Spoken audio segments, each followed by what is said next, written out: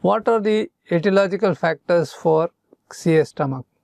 It is multifactorial, inherited predisposition with environmental factors, which includes diet, H. pylori infection, pernicious anemia, adenomatous polyps, chronic atrophic gastritis, radiation exposures. So, the risk factors for developing gastric malignancy are acquired or genetic.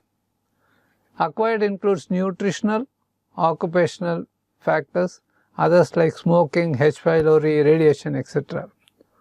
Obesity and ethnicity are also a risk factor. So, environmental risk factors include nutritional factors like salted diet like fish and pickles, high nitrate consumption, low vitamin A and C consumption.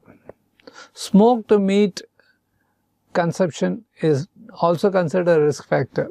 Now, the statistics shows after the common utilization of refrigeration for our food preservation has definitely reduced the incidence of cancer of the stomach.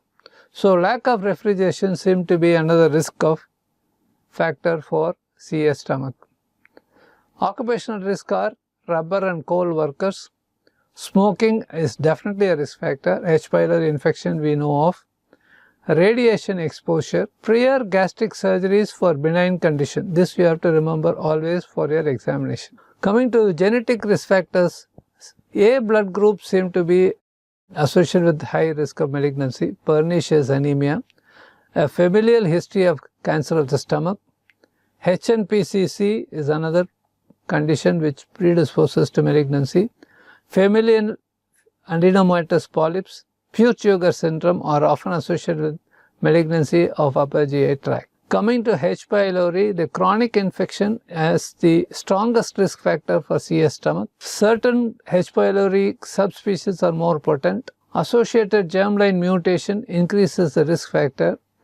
When it is associated with chronic atrophic gastritis, the risk of malignancy is nearly 6-fold. There are certain precursor lesions in the stomach for a CS stomach, that is adenomatous gastric polyp, chronic atrophic gastritis, dysplasia, intestinal metaplasia and Meniere's disease.